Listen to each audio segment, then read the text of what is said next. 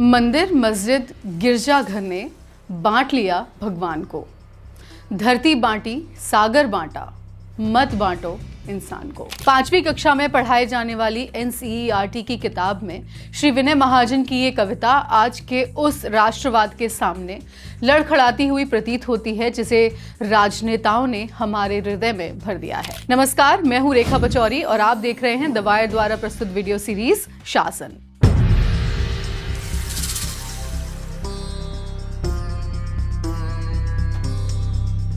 आज का हमारा वीडियो शीर्षक है विशेषाधिकार। भारतीय जनता पार्टी की विधायक केतकी सिंह ने हाल ही में उत्तर प्रदेश के मुख्यमंत्री से एक अलग तरह की मांग की है। उन्होंने कहा कि बलिया मेडिकल कॉलेज में मुसलमानों के लिए अलग हिस्सा बनाया जाए। नवंबर 2024 में संभल धार्मिक हिंसा का शिकार बना।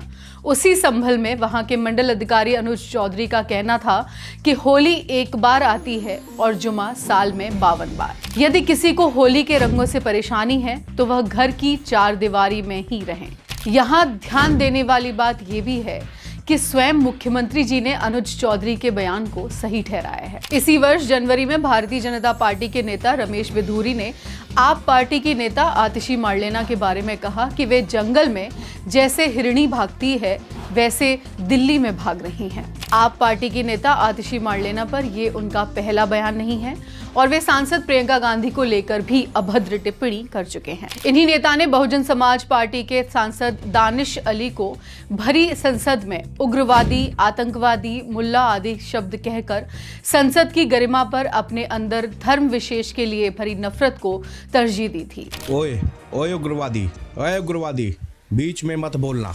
ये आतंकवादी उग्रवादी है, ये मुल्ला आतंकवादी है। देश में किसान आंदोलन के समय भारतीय जनता पार्टी की सांसद कंगना रनौत ने बिना झिझके कह दिया था कि किसान आंदोलन में प्रदर्शन करने वाले किसान हत्यारे और बलात्कारी हैं। ये कुछ उदाहरण केवल एक बानगी भर हैं। ये सभी बयान ये दर्शाते हैं कि सत्तारूढ़ पार्टी के नेताओं और सरकारी महकमे के अधिकारियों ने स्वयं को एक विशेषाधिकार दे दिया है जिसमें उन्हें लगता है कि वे संविधान के विपरीत जाकर भी बात कर सकते हैं। संविधान में मौलिक अधिकारों में एक मौलिक अधिकार ये भी कहता है कि देश में रहने वाला हर नागरिक किसी भी धर्म को मानने के लिए व प्रचार करने के लिए स्वतंत्र है। संविधान में ही दिए हुए मौलिक कर्तव्यों में से एक कर्तव्य ये भी है कि देश का हर नागरिक सौहार्दता और समान बंधुत्व की भावना विकसित करने में अपना योगदान सुनिश्चित करे। राजनीति में ऊपर जाती सीढ़ियां जल्दबाजी में चढ़ने की प्रतियोगिता जारी है और इसके लिए इस तरह की बयानबाजी संविधान को नजरअंदाज करती प्रतीत होती है। दूसरे धर्मों के प्रति नफरत का भाव लिए नफरती बयान के विशेषाधिकार से स्वयं को नवाजते इन लोगों के लिए राष्ट्र के अब तक के हमारे सबसे प्रिय राजनेताओं में से एक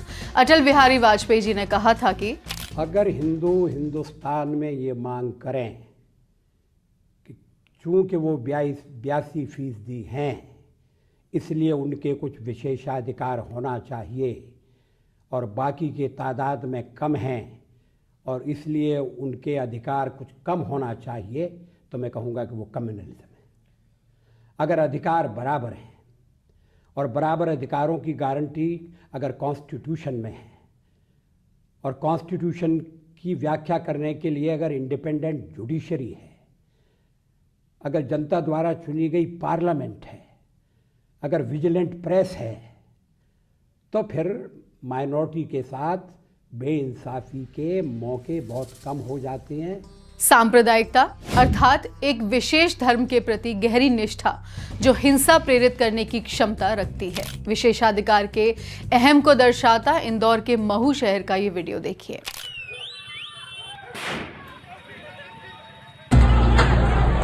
1 से 1.5 घंटा पूरा पथराव चला है सर। उस 1 से 1.5 घंटे में 1 मिनट भी पथराव बंद नहीं हुआ है।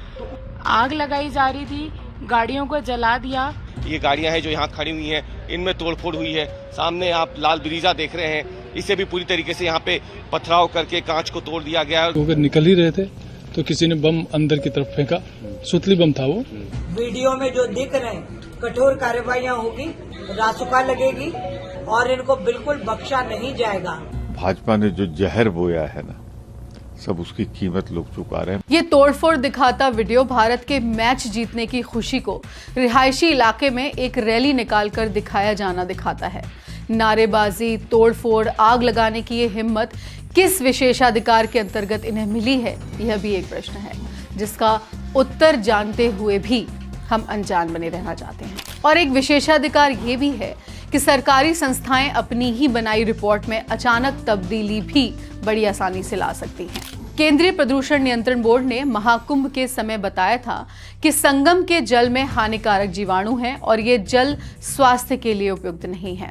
अब केंद्रीय प्रदूषण नियंत्रण बोर्ड ने एक नई रिपोर्ट जारी करके कहा है कि महाकुंभ के समय संगम का जल नहाने के लिए बिल्कुल ठीक था। बात थी तो हमारे स्वास्थ्य की, लेकिन सवाल पूछने की बजाय हमने इसे अपने अहम की जीत मानकर स्वास्थ्य राजनेताओं को भेंट कर दिया। आपकी स्मृति में ना हो शायद, लेकिन कोविड के समय अस्पतालों की कमी और अस्पतालों में सुविधाओं की कमी से हमने अपने अपनों को खोया था। सरकारी अस्पतालों का हाल किसी से छिपा नहीं, लेकिन हमने आज तक सरकारी अस्पतालों में बेहतर सुविधाओं को अपनी प्राथमिकता में शामिल नहीं किया। ब्लूम ने हाल ही में एक रिपोर्ट प्रकाशित की है। इस रिपोर्ट के अनुसार देश में केवल 1.5% लोग यानी करीब 22 मिलियन करदाता हैं और इनमें से भी केवल 0.3% यानी कि करीब 4.5 मिलियन लोग कुल कर संग्रहण का 80% कर देते हैं। इस कारण से सार्वजनिक ऋण भी बढ़ा हुआ है। इस रिपोर्ट ने भारत के लोगों को 3 भागों में बांटा है। पहला भाग है वो 120 मिलियन लोग जो हर तरह से अपनी इच्छानुसार खर्च करने में सक्षम हैं। दूसरा भाग वो 300 मिलियन लोग जो बड़े उपभोक्ता अवश्य हैं लेकिन भुगतान करने की अधिक इच्छा नहीं रखते। और तीसरा भाग वो 1 बिलियन लोग, देश का सबसे बड़ा हिस्सा, जिसकी अपनी इच्छानुसार खर्च करने की क्षमता है ही नहीं। ये रिपोर्ट समझाती है कि अभी हमारे देश को बहुत काम करना है हर व्यक्ति को एक सक्षम जीवन यहाँ अपने ही देश में देने में। शिक्षा में सक्षमता की हालिया बानगी ये है कि भारत ने एक बार फिर आर्थिक सहयोग एवं विकास संगठन OECD द्वारा हर 3 साल में आयोजित किए जाने वाले अंतर्राष्ट्रीय छात्र मूल्यांकन कार्यक्रम में भाग लेने से मना कर दिया है। वर्ष 2021 में भी भारत ने इस मूल्यांकन में भाग लेने से मना कर दिया था।